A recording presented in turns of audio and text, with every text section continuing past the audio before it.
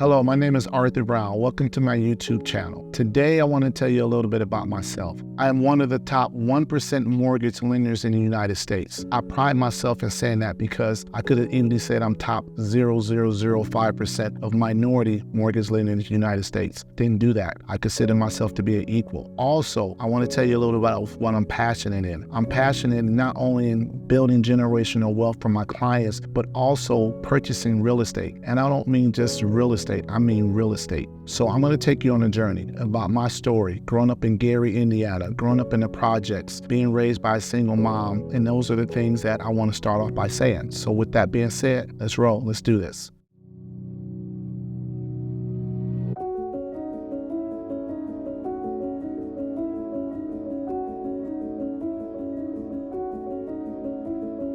Growing up in Gary, Indiana, there's probably a couple of things you've probably heard about Gary. Number one, crime. Number two, maybe some sports. You know, we had Big Dog Glenn Robinson come out of Gary. But for me, I always hear about the Jackson 5 or Music Man. For me, I look at the opportunity that my mom gave me as being a single mom. So growing up in Gary, Indiana, it was a tough situation. It was me, my brother, my mom, and my dad. Let's take a step back for a moment. My dad was 18 when he had me. My mom was 19 when she had me. When I say had me, they did have me together because they were teenagers and it was tough. East Chicago, Indiana is where I grew up at. And at that point in time in my life, Gary was the #1 murder city per capita in the US. Normally growing up in the projects, usually you just had a mom. Mom had 5, 6 kids. Dad was nowhere to be found. At that point in my life, my mom and dad actually, they were together. They were struggling, but they were together. And I remember this particular day, me and my brother were just out. Remember, it's just 2 of us.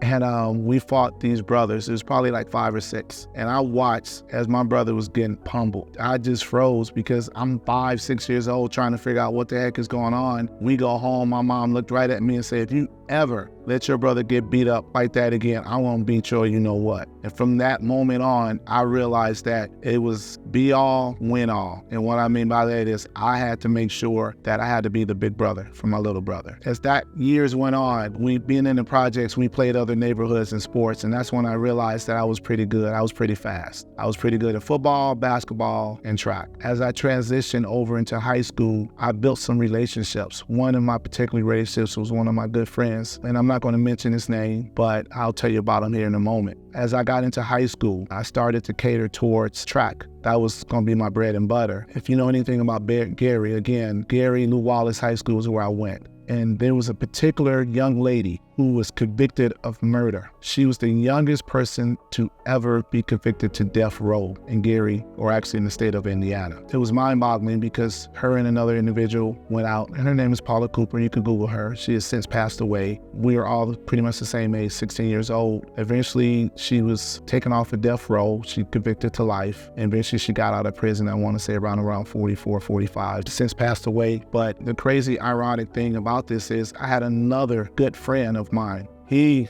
was called the Tollgate Killer. We've known each other since we were 9 years old. Got to a point where he was eventually convicted of murder, 6 people. He also sentenced to death row. Eventually got off of death row. He's since doing life. Had 2 other friends convicted doing 50 years, 60 years. And the reason why I bring this up is not to say I grew up in the hood and it makes me a hard person. I'm here to say that if I could get past these obstacles in life, you can too as well. For me to share this with you guys, it really allows me to understand and realize that I'm truly blessed in terms of life. As my mom eventually went through life, she eventually got remarried because my mom and dad got a divorce when I was 9 years old. And that devastated me because my dad was my best friend at that time. And my mom eventually got married. And when I say the word got married, she married a monster. And I'm going to tell you the reason why I say he was a monster. He sexually abused my sister for years. And I did not know this. My mom didn't know it.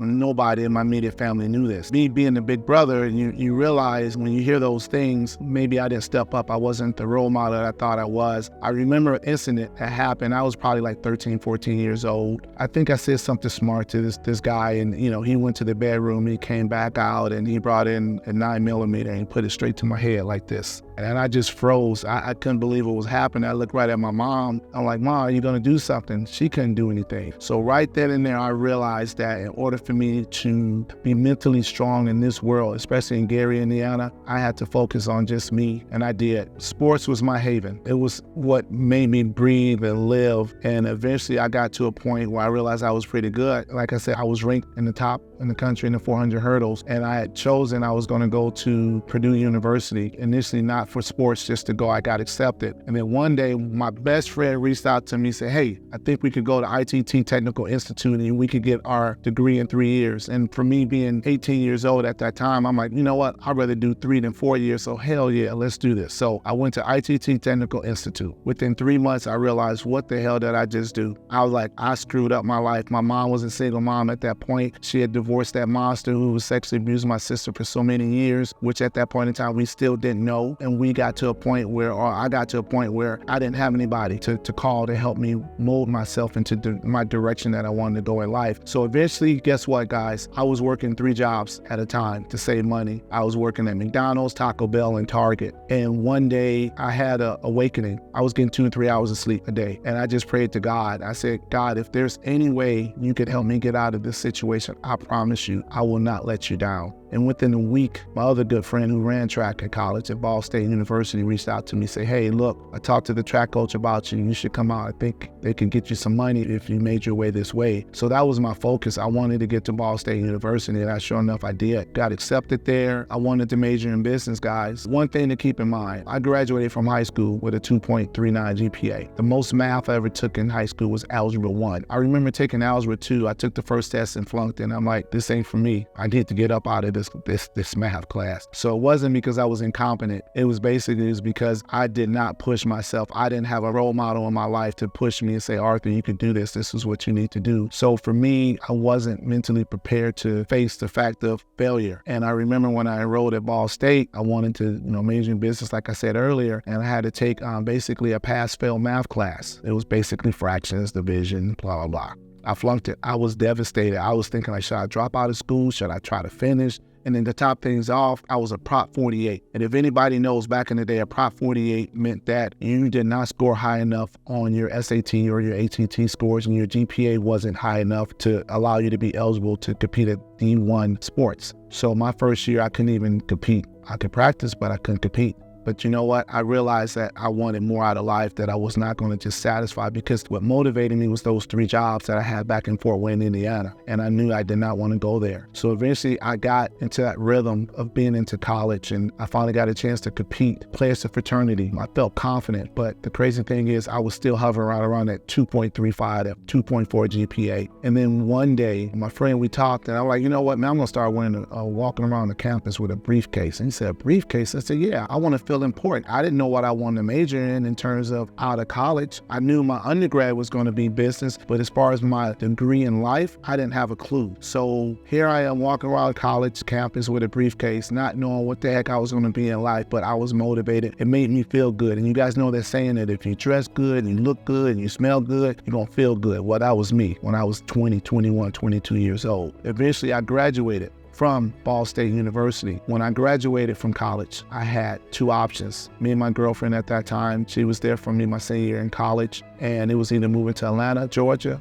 or Denver, Colorado. Her dad lived in Atlanta. My dad lived in Denver, Colorado. We said, you know what, let's go out to Denver first. Let's check it out, because I had already come out here during the summers when I was younger. We never left. The first part of that, the equation in terms of moving to Colorado was tough. We packed up 2 old Volvos and we made our way out here. And eventually we stayed with my dad in his basement probably for like a month, and we realized we're going to marry each other, so we needed to do it right, and we got our own place. But here's an ironic thing behind that. We really didn't have any money. We slept on an air mattress, and eventually I got a job and she got a job. The job that I got, I had to interview 4 times for it. And I remember they wanted somebody who had a 3.0 GPA. I had a 2.4 GPA. And I remember the employment agency telling me, hey, here's the deal. I can get you in for an interview. I can't guarantee they're going to give me the job. So the first place I interviewed was where I currently reside at in Aurora, Colorado. Second place I interviewed was in Arvada, which is predominantly Caucasian. Remember, I grew up in Gary. Ball State was predominantly Caucasian, but it allowed me to prepare me for the real world. After I interviewed at Arvada, I destroyed the interview. They really liked me. It's okay, we're going to let you interview in Fort Collins, Colorado. Well, that's where CSU, Colorado State University, is located at. I destroyed that interview. I believed in myself. And they're like, here's the deal, Arthur. You got one more interview. If you do this interview well, guess what? I think they're going to hire you. I had to go to Wyoming.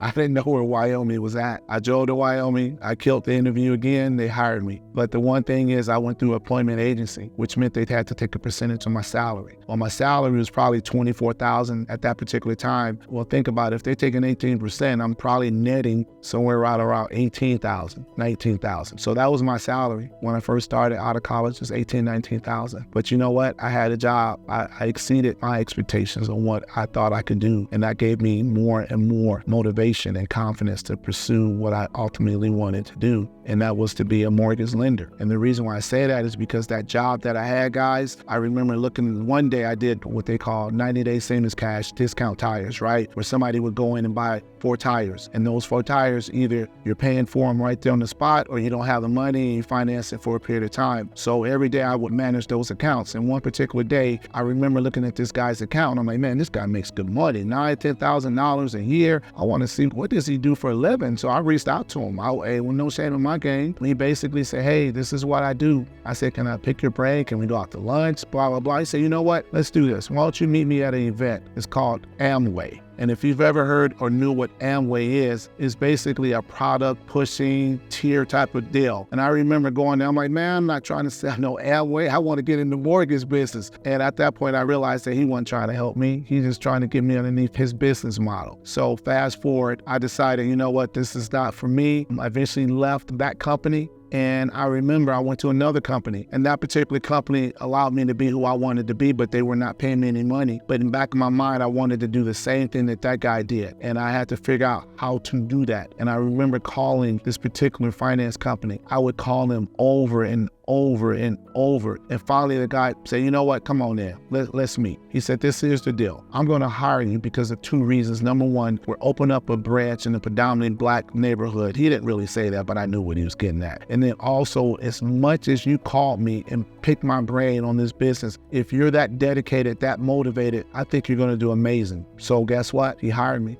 I pushed through. I got that job. That's what I needed. Now, one thing you guys got to understand, in the mortgage lending aspect, there's not a lot of minorities back in the 90s. Matter of fact, when I got hired, it was only 3 Black mortgage lenders in the whole state. So I can only imagine how that looked in the nation. And I knew I wanted this bad, guys. So as I pushed forward, I eventually looked around the room. I would be the only Black. The average age at that particular time was probably 46, 47, male, Caucasian, and they would kill it. I would just sit there and look and figure out, okay, is this me? Am I going to be able to make it? And at that point in my life, I figured that this company wasn't going to allow me to do what I needed to do in that predominantly Black African-American community. And eventually somebody recruited me to go work at this company that focused on minority lending and so forth. So I went there, I got a contract signed. I remember I was going to do well. And as I'm doing well, guess who I run into, guys? I run into the guy who was trying to get me to do Amway. He was one of my counterparts. He worked at the same company I did. He had this particular builder account. And the one thing, guys, you got to understand, everything in life, you deal with it in the fact of there's racism throughout the country. And I'm at a point in my life where I could discuss it. I could feel confident about talking behind it. And I remember this particular guy, he had a builder account. He would never go visit it. Guess where that account was? It was in a predominantly African-American community / Hispanic community. But it was another builder account he had was in basically a Caucasian community. He went there all the time. And that African-American community that was there, I actually lived there. So I used to always go and visit those guys. And eventually I went to my owner and said, hey, look, we're about to lose this account unless we continue to call on it. And eventually the owner's like, look, we're going to give you this account because Mike is not calling on anybody. I need to pull Mike in so we can talk to Mike. Pull Mike into the office. Guess what? Mike has said, no, I'll call on the account. Don't worry about it. Guess what? Mike never called on that account. He quit the next day and he took the account with him. That was a learning experience for me. Right then and there, I knew that I could be a threat. I could be a threat. Fast forward, guys, as I'm doing well in this business, 06, 07, 08, people were struggling. You know, we were in a recession. There was no jobs, foreclosures. Those were my best years. And you want to know why? It's because I had that confidence. Yeah, and still, there's still not minorities in this business. As I grew into the business, I had 4 kids within that period of time, from the time that I was 20 up until the time now. And the one thing I love about this industry is it allowed me to be who I am. It gave me a foundation for my kids, and I would not be anywhere if it wasn't for my wife. Before I go into that, I just want to say my wife was my rock. She was the rock of our family. Even though I sit up here, I say I'm top 1% in the U.S., I remember I got an award. It's a chairman award to the current company I work at. And I didn't want to go. I was feeling a certain way. And my wife looked at me and she said, "You're going to go to that event." I was like, "Why?" I don't want to go. She said, "Because if you're going to that event, there's somebody in that crowd that looks just like you." And when she said looks like you, I couldn't really wrap my mind around it, right? I was saying to myself, I'm top 1%. I knew I was going to be the only minority that was going to walk across that stage. And yes, I was the only minority that walked across that stage. And after that event, when I walked across that stage, I probably had 3 or 4 people who came up to me who looked just like me and said, "You know what, Mr. Brown, I'm going to stay in contact with you because we struggle. We struggle with the fact we don't see anybody who looks like us." So my wife, she knew it. She saw it. Fast forward to 2018. My wife always wanted to work with me. And I always felt like, no, I could never have my wife work with me because I didn't want to bring business home. I did not. I wanted to keep it separate because she did a hell of a job raising our kids at home. But I knew it was time for her to get out and spread her wings. When I first met her, she was going to go to law school. She sacrificed everything for me, everything for me. 2018, I hired her on a Monday. On Tuesday, she found out she had breast cancer.